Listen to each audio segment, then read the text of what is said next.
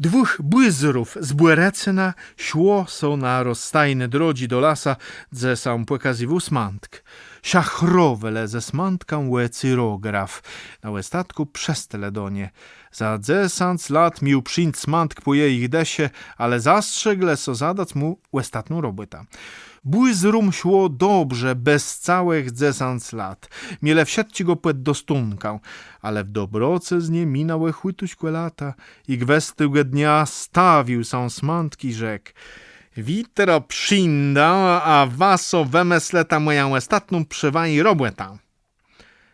Tak nen jeden Jank sa młeckłe zaiscył. Nie z północy, ale bez łystanku rżnął sećka baromiałku. Narżnął sećci zacht wiulgą kłepica, a nędredzi Franck nie robił nick. Le reno najot sabelno grochu ze śpieka i solik w stodoła na pank słomę iż dył. Smantk sa zjawił i rzekł do Janka.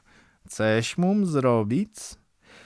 Ełesti sećci lemie ukrące belny płewrus tak młecny, że go nie urwie.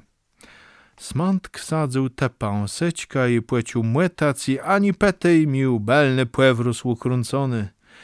Jank stracił desia. Ty pojedę się ty do Francka.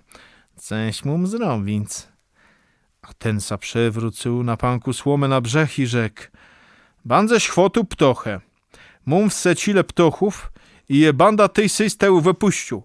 Ciej chłec le jednego chwecyś, myś do bety, a ciej ni, myś stracony. Kłe tyle dobrze pili.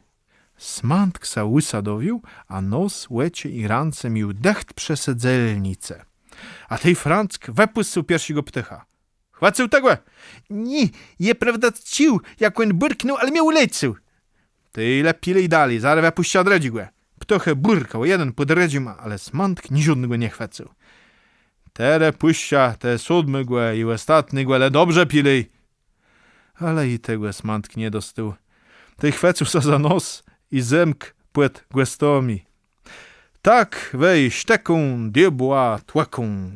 Chcemy le so zaziec.